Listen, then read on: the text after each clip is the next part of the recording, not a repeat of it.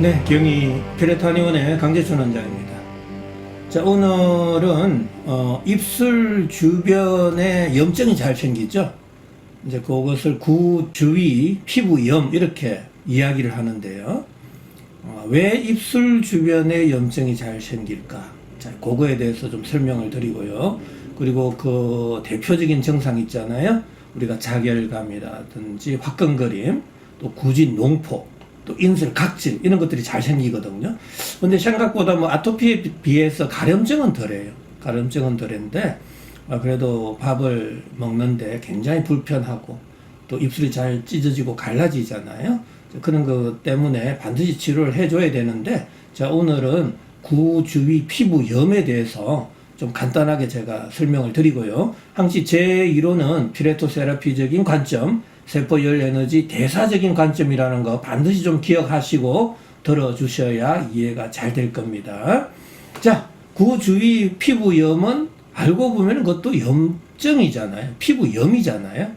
그럼 염증이라는 것은 세포가 손상받은 거고, 자, 세포가 손상받는 순간 그 세포 내 작은 미세 구조에서 문제가 생기는 거죠. 그 기능들의 문제가 생기는데, 특히 ATP를 발생하는 미토콘드리아에서의 기능이 떨어집니다. 바로 그렇게 되면은 내 몸 속에서의 열 에너지 발생량이 줄어드는 거죠. 그러면 당연히 뇌를 포함한 오장육부의 온도가 내려가잖아요. 심부 온도, 코어 템퍼러처죠. 그럼 심부 온도가 내려가면 체온 조절 중추, 시상하부에서는 명령을 내리거든요. 체온을 유지해라 이거죠. 근데 체온을 유지하기 위해서는 내 팔다리에 있는 모공부터 먼저 닫아버립니다. 그럼 닫힌 이후에 우리는 밥을 먹고 활동을 하고 그러면 몸에서 열은 발생하고, 그럼 그 열은 어디로 갈까요? 라는 거예요. 바로 열 에너지는 전도, 대류, 복사, 정발 4가지 타입으로 이동을 하죠. 그게 이동 루트는 구멍, 관절, 마찰이 많은 쪽이잖아요. 그럼 큰 구멍이 있는 데가 어디죠? 바로 얼굴이잖아요. 그럼 상체로 열이 잘 쏠리게 된다라는 이야기입니다. 그럼 뭐 상절감이 있다든지, 뭐 심한 경우는 어깨가 결린다든지, 뭐 두피에 염증이 생긴다든지, 이런 증상들도 나타날 수 있어요. 근데 구멍이면서 마찰이 많은 곳은 이 입술 구강이잖아요. 그럼 입술 주변에 열이 잘 쏠리겠죠. 피부 온도가 쉽게 올라가겠죠. 바로 그게 염증인 거죠. 피부 온도가 올라가는 게 바로 염증이다라는 이야기입니다. 자, 그런데 여기서 중요한 거죠.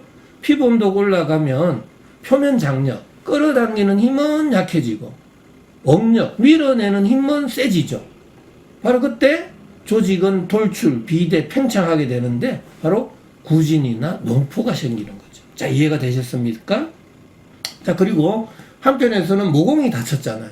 그럼 모공이 장기간 다치게 되면 피부의 수분 공급량이 줄어들거든요. 그럼 피부는 건조해지고 갈라지고 두터워지고, 자, 각질 세포 간의 점착성마저 줄어들게 되면 각질 세포가 떨어져 나가잖아요. 바로 그게 각질 인설과 같은 탈락성의 증상들이 생길 수 있다라는 이야기입니다.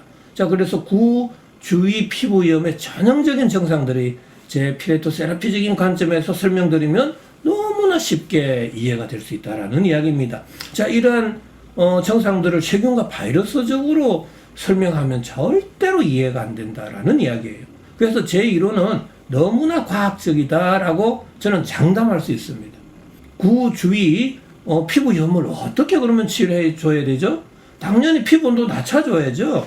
높아져 있는 피부 온도, 염증을 치료하려면 피부 온도는 낮춰줘야 되고, 또 열이 구강이나 입술로 쏠렸잖아요. 왜 쏠린 거죠? 모공이 다쳐서 그런 거죠. 그래서 모공을 열어주고요. 모공은 왜 다쳤죠? 심부 온도가 내려갔으니까. 그래서 낮아져 있는 심부 온도를 올려줘야죠.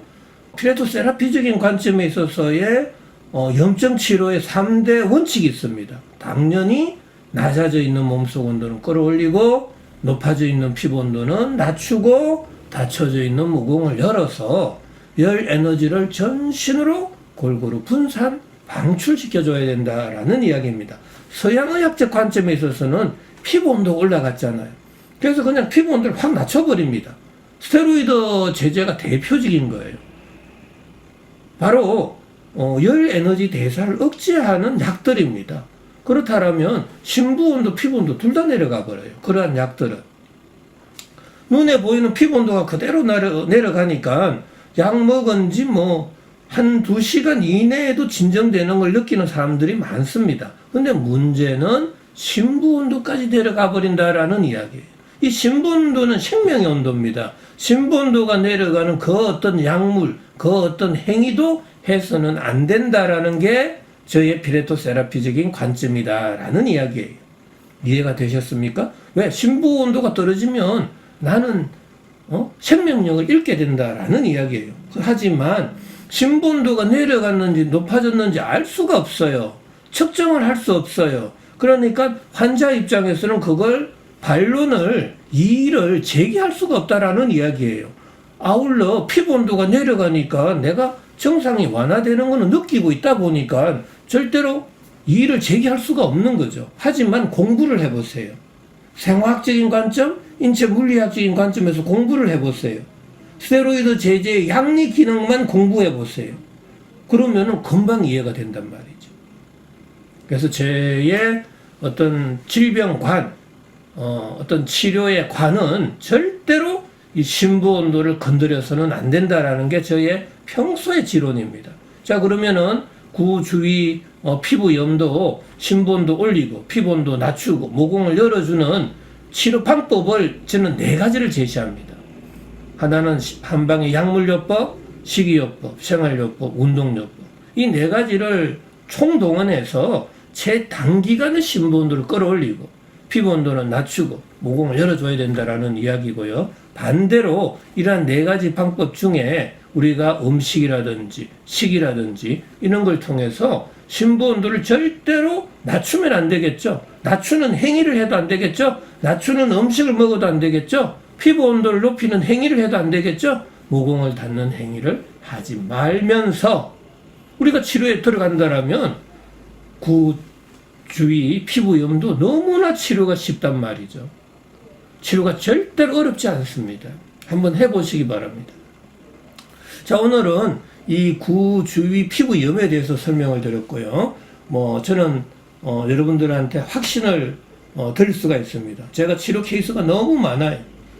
이해가 안 되면 저희 홈페이지에 들어와서 우리가 가입을 하시고 한번 치료 사례들을 한번 쭉 보시기 바랍니다. 자, 오늘은 구주위 피부염에 대해서 설명을 드렸고요. 편안한 하루, 또 염증이 없는 하루 되시기 바랍니다.